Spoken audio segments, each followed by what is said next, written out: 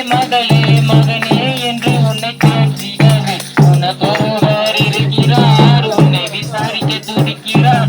உன்னையும் என்னையும் இயேசு நேசிக்கிறார். நம்மை உள்ளங்கைகளில் வரைந்திருக்கிறார்.